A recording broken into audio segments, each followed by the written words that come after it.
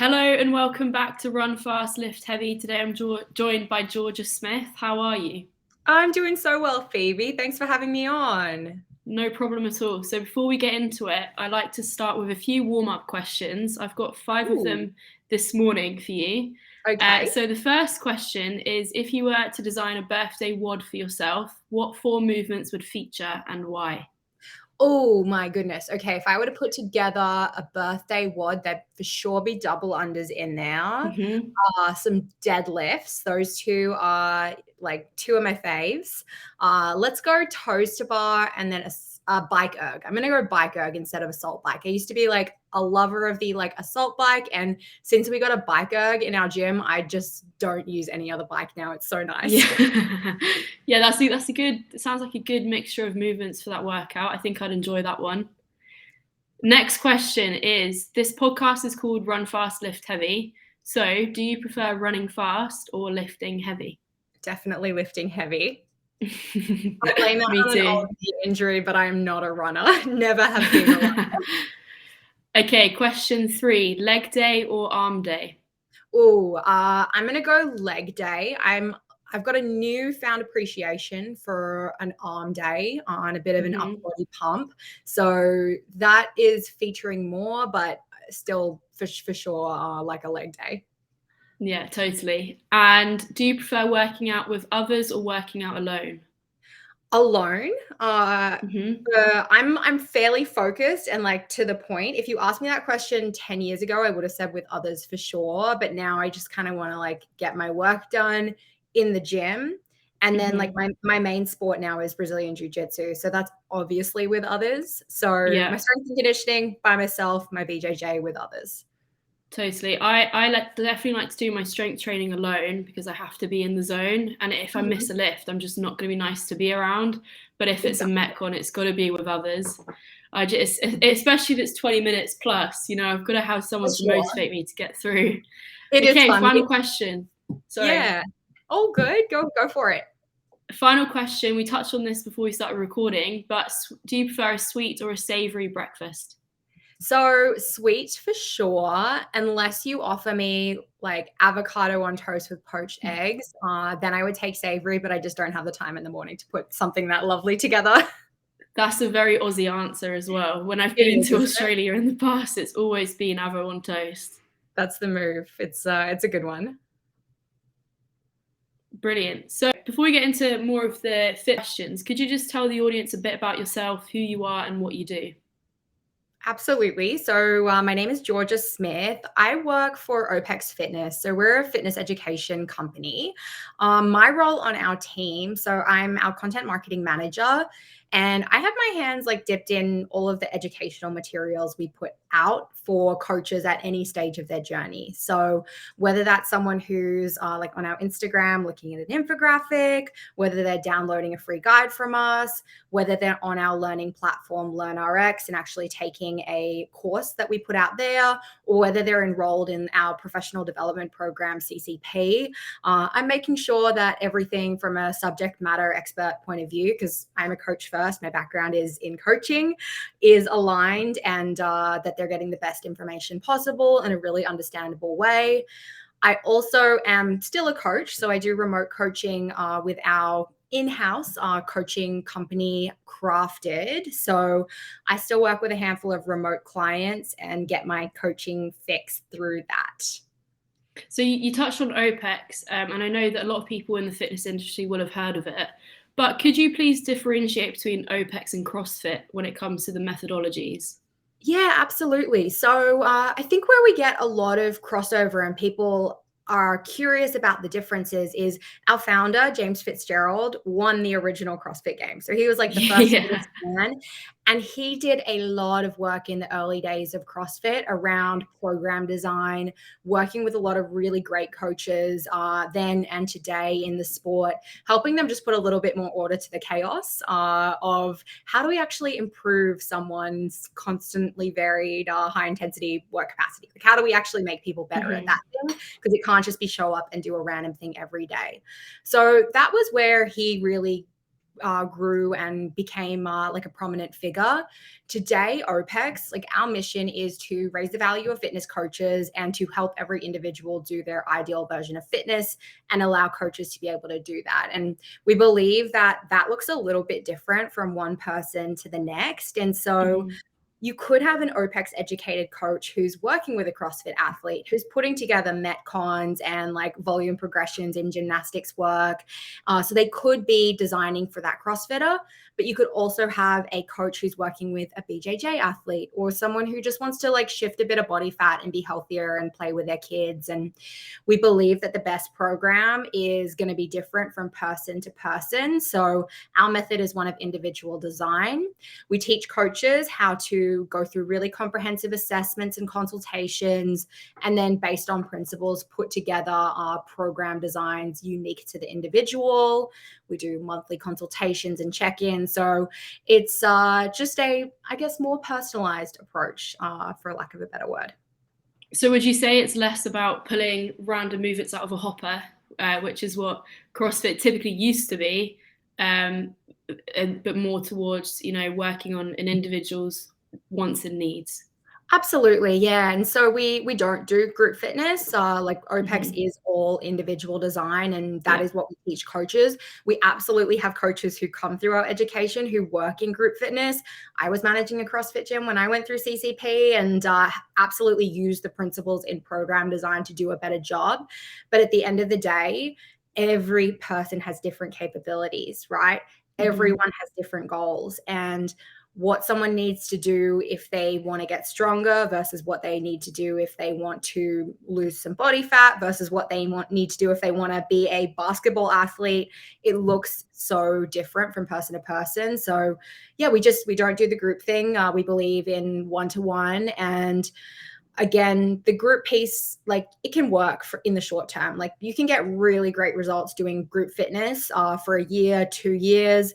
Where I was finding I was stuck at was those clients who were like 3, 4, 5, 6 years down the track, and they're just not making progress anymore, right? Like they either have decided they have a specific goal they want to work out, so they kind of churn out of the gym because they're not able to pursue that goal, or they're just doing the same thing and wondering why they're not like losing that last little bit of weight, not seeing any improvement in their toes bar, and they want to get better at those things. And that's where I think it's really important that the coach steps in and gives them a more targeted approach. Yeah, and I think individual design also allows you to dig into people's lifestyle factors, their sleep, their nutrition, which obviously you can't do in a group setting.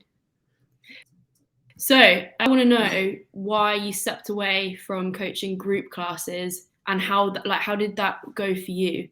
Did you have PT clients that you worked with, or was it purely remote? Yeah, so I did. Like even when I was coaching group classes, I was still doing some PT and individual design at that point, and had always intended in transitioning into that.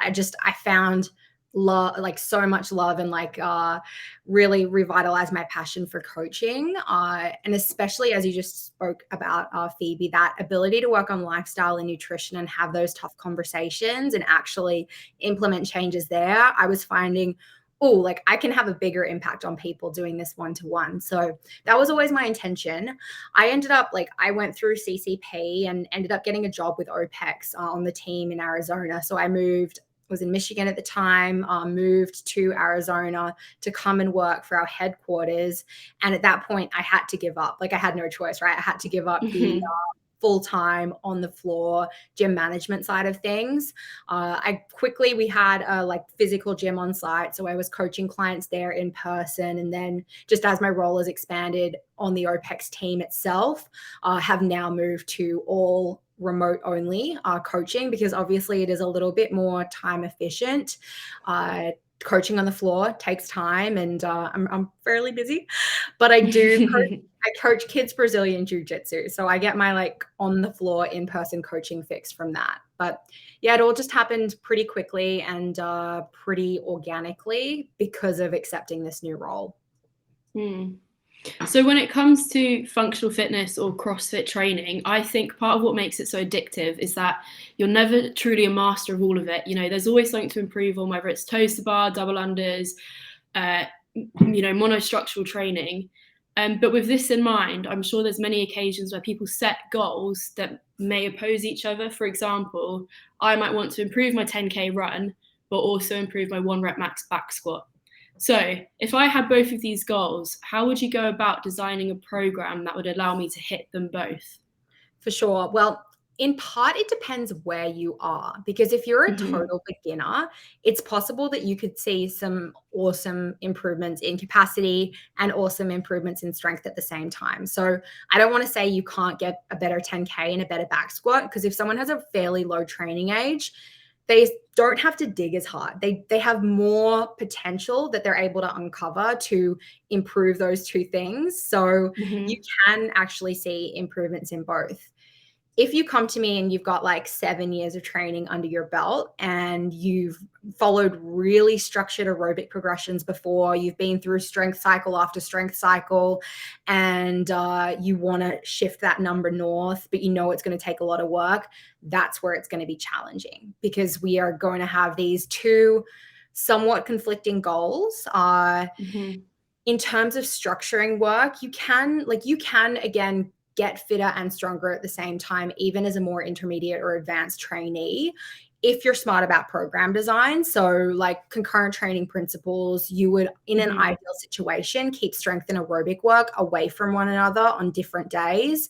If you have a like tough strength day, you're not following that up with a tough aerobic day, because you know that that heavy back squat work is going to interfere with the running that you need to go and then do the next day. So trying to keep your like tough days of back squatting and running on separate like far away days in the week, and having like low back squat, low running days after the opposite of the two. Yeah. You could potentially see improvements in both.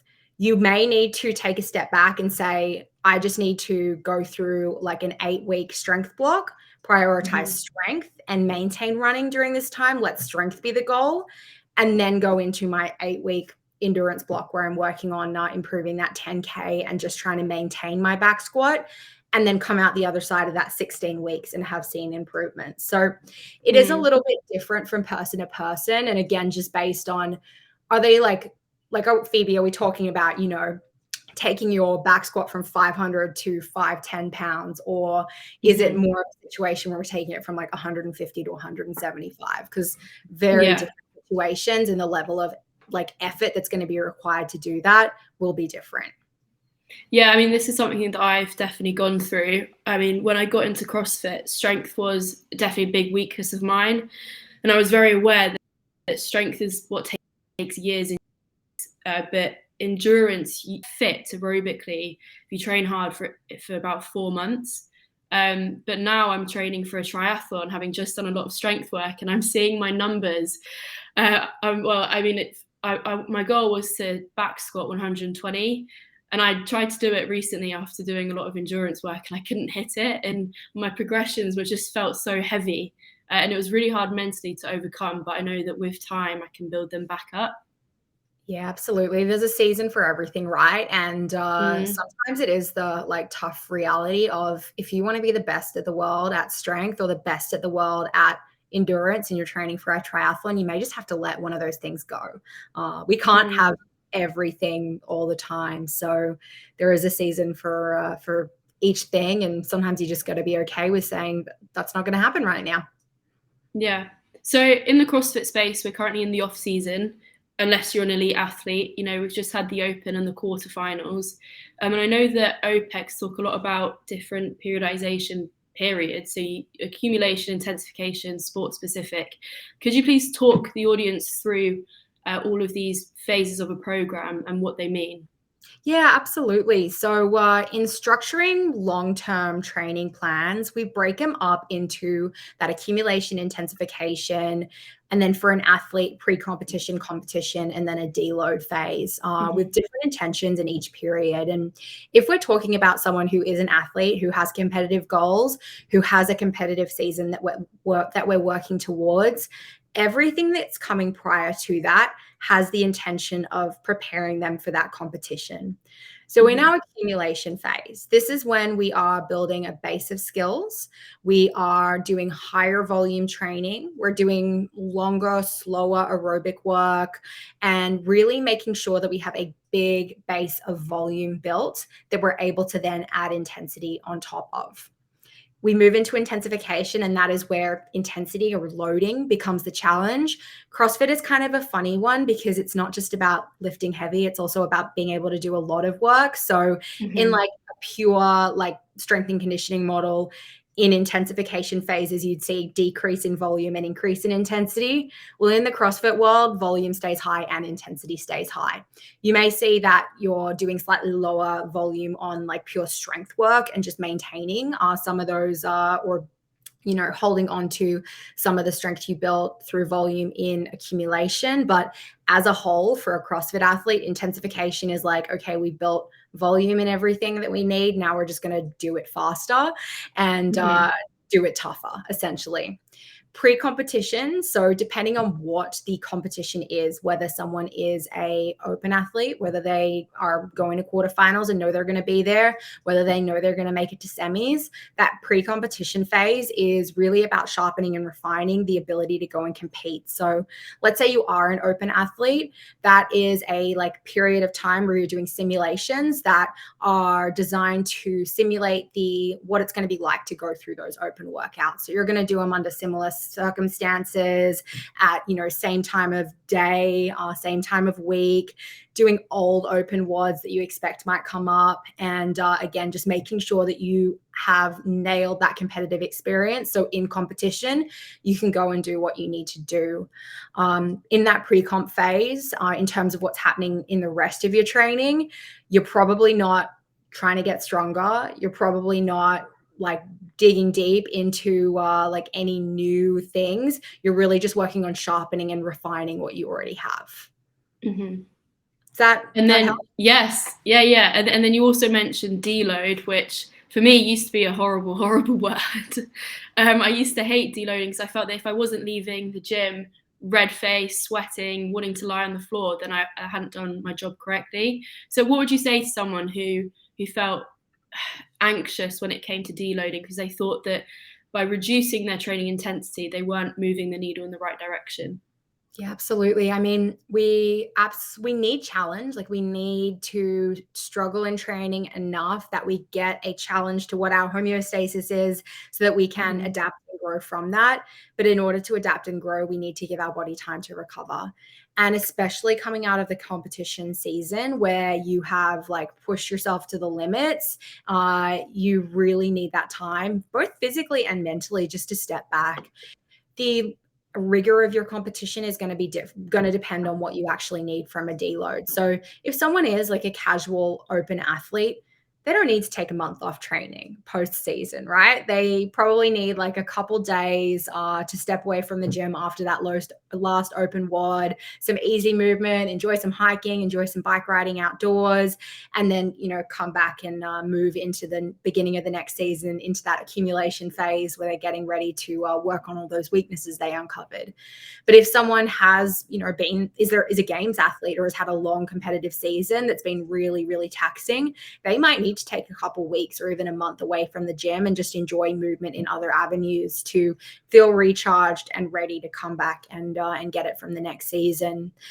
For that person that's like really struggling to take a rest and a break, it's going to come back to bite them, right? Like you can only do that for so long, and at some point they are going to realize, just through failure, by not seeing improvements and by completely, plateauing or going back in the opposite direction, that they're going to need to take some time to rest. They're going to need to make sure they're giving themselves adequate time, not just, with structured deloads throughout a season, but also throughout a training week, right? You can't train hard every single day and think that you're going to be able to recover from that. So it does catch up with you. I know, because I've done it myself. I've worked myself a hole a couple times and had to crawl out the other side. So making sure that you take your time and just know that it's going to make you better in the long term. And you also feel mentally refreshed and you want to walk back into the gym feeling like you've missed it. And it was also for me the understanding that I had to choose to rest before the rest chose me, which is what I was taught in my CrossFit level 1. Yeah, it was a hard pill to swallow, but ultimately it makes you a better athlete because of it. It does. Now, for someone who's just more general population, not going in trying to kill it every day, but more just trying to live their best life and use fitness to enhance that, structured deloads are less important. So I find that even when I do have intentions of putting a deload in for a general health client, they end up deloading themselves because they take a vacation or a kid gets sick and they have to take a little bit of time off the gym anyway. And because it's not like their be all end all reason for living. Like if you're an athlete, right, you are doing it regardless of everything else. You're making that thing your number one priority. If you are just training for health, the gym should probably not be your number one priority. The things that you're getting fit for should be your number one priority. So your family, your work, whatever it might be. So those people tend to, again, just find that natural deload anyway, where they do have to take a little bit of time off the gym. So as a coach, I find those folks, it's not as important to have okay, every 8 weeks, we're planning 1 week off in training, because again, it's going to happen naturally. Or we're going to decide, let's look at some fitness monitoring exercises. Let's do some reassessments. And in that assessment period, we're going to drop back training volume anyway while they're doing that. So they get that little break from volume in that assessment period. So the fitness industry, I think, is quite a competitive space now. There's so many program providers. I could go on for hours, mentioning them. We've got Mayhem, Proven, CompTrain, Crafted. And because of that, I think there might be a tendency for athletes to program hop. They might start one and then see a shiny new program. And they think, oh, I could do that because that one's getting results. What impact could program hopping have on someone's training, especially if they have competitive aspirations? Yeah, again, if you're new to it and you haven't been training too long, like if you're, 3 months, 6 months, even a year or 2 years in, you could program hop and you could get good results. That doesn't mean that it's optimal. And at the end of the day, I mean, the principle of progressive overload is one that everyone needs to keep in mind, not just people who are following, again, a traditional strength and conditioning program, but CrossFitters as well. You have to make sure that over time you are focusing on the same movements and giving yourself opportunity to grow in them, that you are gradually adding volume and intensity to those things. And if you're hopping from program to program, there's no way for that to happen. I could have a client and I'm taking them through an 8-week progression of chest to bar pull-up volume, for example. And if they decided 3 weeks in, they were going to hop to a program of another coach and then another 3 weeks hop to the program of another coach, well, those coaches have no idea of the work that's been done in volume accumulation for that chest to bar. And they might jump into a cycle from that other program design provider and they're not even working on chest to bars. Or they're assuming that that client can already do a set of 20 multiple times inside of a WOD. So when you hop from program to program, you're just you're not giving yourself that opportunity to progressively build and, again, work on those skills in the capacity that you need to. So I'd encourage anyone, even beginners, don't do it. Just stick with the one thing and see it through. I think as well, a lot of people may blame the programmer for not getting results, when in actual fact, if you took a look at your training consistency, it might be because you're not giving the programmer enough time to really work on your weaknesses and understand you as an athlete. Yeah, definitely. Yeah. I'd ask as well. So if you are blaming that program, it may be the program's fault. If you are following, whether you're working with an individual design coach or you're following a template, if you're following a template, the reality is you're following a program that's designed for one avatar, but that avatar might not necessarily be you. Again, it may be making the assumption that you can do sets of 20 chest to bar, or that you're able to combine hang power cleans and toes to bar with no problem. But in reality, your grip is a massive issue and a weakness you need to work on. So in the case of templates, it could be the template's fault, right? Or it could be your fault for not seeking out something that is customized to you, if progress is really, really important. in the case of working with a coach who is designing a program for you, there's really good coaches and there's coaches who aren't so good. So I do believe, yes, you have to follow things through. You have to have trust with your coach and be consistent. And if, 3 weeks into the program, you're getting distracted or skipping workouts, take a look at yourself. But if you are 12 weeks in and the coach can't give you a good answer as to why you're not seeing the improvements that you expected to see, or things just feel random and they can't give you a good answer as to why you're doing what you're doing, then it may be that coach's fault as well. So I wouldn't ever want to put blame in any one place, but I do think an important place to look first is, let's look at my compliance over the last 90 days. Was I hitting 100% of the workouts I was supposed to hit, or is that number more like 43%? Totally. So sort of related to this, but in your experience as a coach, what are some of the biggest factors that may cause a client to drop off the programming, and how can coaches on the flip side of that create more buy-in from their clients? Yeah, that's a great question. I think one of the pieces, and something that I experienced, especially in CrossFit, whether it was group clients dropping off, or athletes who I was programming one-on-one for when I kind of first got started in that world, it's the overcomplication and the overreaching, where the coach feels like they need to make things more complex and fancier and tougher than they actually do need to be in order to keep the client engaged. So your bias tends to be, when you're that newer, less experienced coach, what can I do to make this fun and entertaining? Oh, I have to change this and this, so the client thinks that I'm doing really complex stuff that only I know how to do. When in reality, you end up with a situation where they're overtrained, they can't do what you're asking them to do, and they're ultimately not getting any results. And it doesn't feel good, right? If someone writes a workout for you and you can't complete it, or you feel like you weren't able to give it a good effort, as a client, as an athlete, that doesn't feel good. You don't want to feel overstretched. It's good to be challenged. It's good to nudge people and encourage them to do things that are just next to their capabilities. But if every single day you're asking them to go beyond their capabilities, they're going to get frustrated, and you also run the risk of injury. And that's a tough lesson to learn. And you do see it, right? Especially when you work with a group and you've got a bunch of people who are all trying to learn handstand push-ups or power cleans, and some of them are ready for it and some of them just aren't. And you're doing the very best you can with the time you have.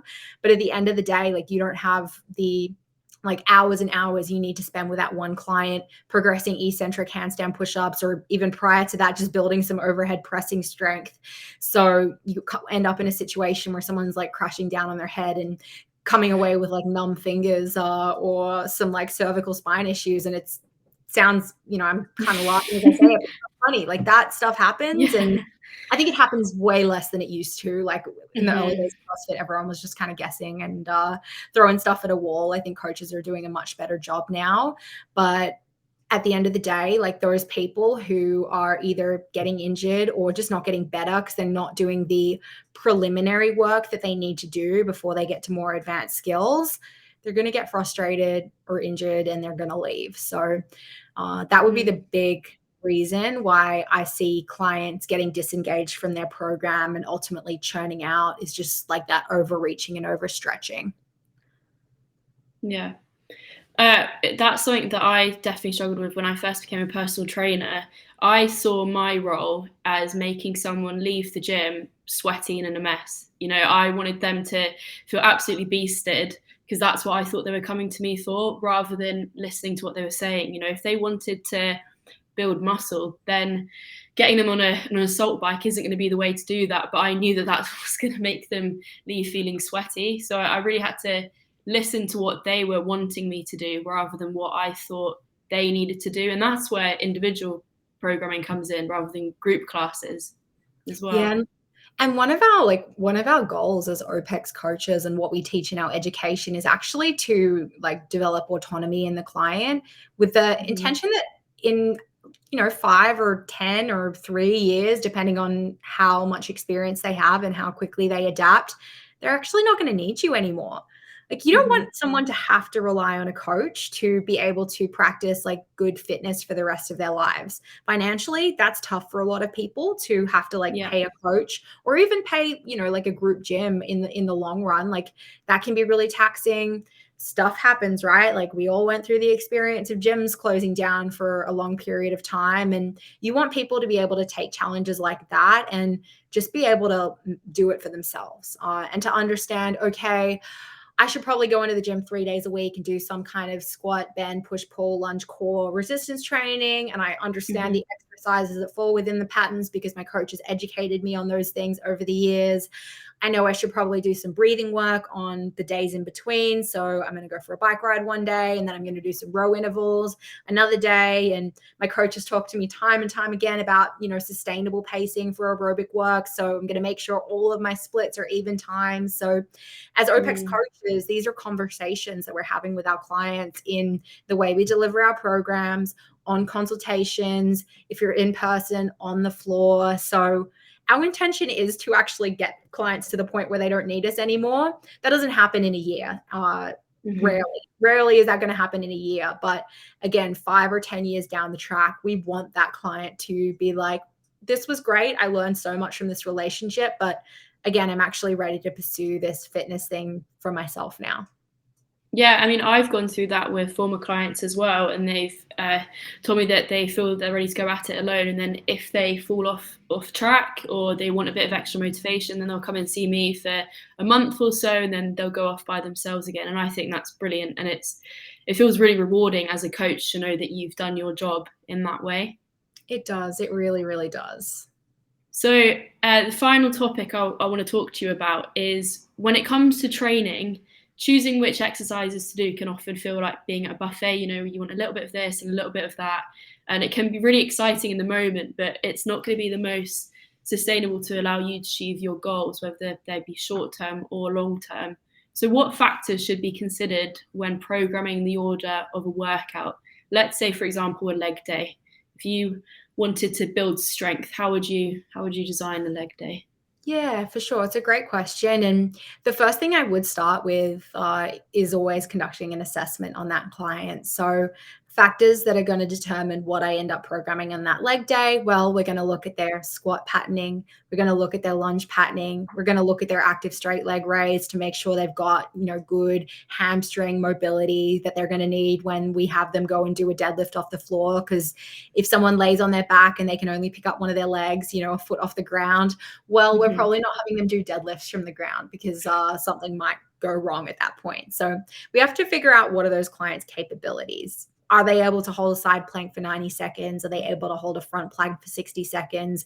We want to make sure we've got that base of core endurance built before we really go and challenge them through patterns. So ensuring we've got all of our movement boxes checked and that they have good control in those basic movement patterns. That would be number one in terms of guiding the kinds of exercises and then the kinds of dose response or stimulus we want from their workout. Because if I take you through an assessment, Phoebe, and again, you don't have great range of motion in that active straight leg raise, your lunge pattern, you're kind of wobbling from side to side, you're falling forward on your squat. We're not going to go for heavy back squats and heavy deadlifts from day one. We're going to make sure that we are, maybe having you do a goblet squat with a controlled tempo so we can work on some really good squat patterning and building motor control there. But we're not going to push you to the point where you're starting to fail and falling forward and losing positioning, because the goal is to learn really efficient, good movement. We, might take you through an assisted split squat variation because, again, we saw that you had real balance issues on that lunge. And then we may, finish up with some good core work to support that. So starting with that assessment is always going to be the number one important thing for deciding what goes into that leg day. After that, we just need to think about some principles of program design. And Opex does this very well. I'm obviously biased now, but I learned a lot about program design from Opex even before I worked from them. And just in terms of giving coaches frameworks and principles to work inside of when they actually sit down to put pen to paper, or most of us, write on with our keyboards now when we're doing program design. But thinking about, first of all, ordering of exercises. So when we're going, A, B, C, D, structuring that workout for the day, we're likely going to start with our more compound exercises at the top. So those back squats, those deadlifts, we're probably going to hit those first. And then later on, we're going to do more, unilateral work, more like single joint, isolated movements, going from like most complex to least complex in ordering that workout. So that'd be one thing I would consider. Again, we need to think about like, what is the intention of this leg day? Are we trying to get stronger? Are we trying to build muscle? Because if we're trying to get stronger, the goal is going to be, again, depending on training age, because if someone is a newbie, they can get stronger doing just about anything. But if we've got a more advanced client who's trying to build strength, volume is going to be pretty low. We're going to be doing higher intensity work. We don't necessarily want them doing a ton of work on that leg day. If the goal is hypertrophy or building lean mass, then volume becomes really important. And we do actually want them to get in as much volume as they can recover from and grow from. So we're going to take higher volume, higher time under tension, higher rep approach to designing that leg day. So those are a few principles to think about. Any like other specific questions when it comes to laying out that leg day, Phoebe? So you'd put the compound movements first, so a squat or a deadlift, and that's because they require the most muscle recruitment, so therefore energy. So if we were to put them last, you might not be able to lift heavier loads. Is that the reasoning behind that? That is absolutely the reasoning that is absolutely the reasoning behind it. We want to be able to give those movements that require that most activation, focus. They're the ones that are ultimately going to be most important as well. Those compound movements, if we're talking about building strength or building lean mass as well, like we want to make sure we get those compounds in and we're able to give them our best effort possible. Oftentimes, like there's this tendency that you see on Instagram and in the fitness world to want to do like these like real sexy variations of exercises where it's, single leg Romanian deadlift on a Busu ball with, R&T band coming out the side. Yeah. People are getting really fancy with their exercise selection, but when we actually like think about what is going to give us the best contraction. So we're trying to work the hamstrings, right? What is going to give us the best contraction in the hamstrings to be able to get what we want out of that training session? It's probably not that exercise. It's probably a Romanian deadlift or a deadlift or some other bending activity with a barbell. So just making sure that we remember at the end of the day, like contractions are king, and we have to make sure we're getting the appropriate muscle contraction from the exercise we're using. It's going to be very, very important. One of the most dreaded movements that I've learnt to love is a Bulgarian split squat. They just leave me shaking for the whole day afterwards. But I remember when I first got into fitness, I would have two 5-kilo dumbbells in each hand, and then when I graduated up to 2 10-kilo dumbbells, it felt better than reaching my squat PB, to be honest. So one of our like standard assessments when we're looking at like lunge progression, taking someone from, being able to do a body weight lunge to saying, okay, they've got like good strength endurance there, is we do an 8-rep max Bulgarian split squat. We call them a rear foot elevated split squat, but same thing. So 8-rep max at a 30x0 tempo. And we look for someone to do 33% of their body weight in each hand. And I remember seeing that initially and being like, no way. I can do it now. But just don't neglect single leg work, guys, especially if you are chasing, a squat PR and you're finding that you're getting a little bit stuck with that squat. Doing some single leg work, if you don't do it already, can make massive improvements in bilateral training, if that is something like a stone that you haven't yet turned over. And if you can only do, 15% of your body weight in each hand for that rear foot elevated split squat. But I've seen people make really great improvements in squatting strength by working on that. And I've also seen guys and girls with like really strong squats who have a really poor rear foot elevated Bulgarian split squat. So it's a good one. Single leg work, we could also do perhaps a box step up, a single leg RDL,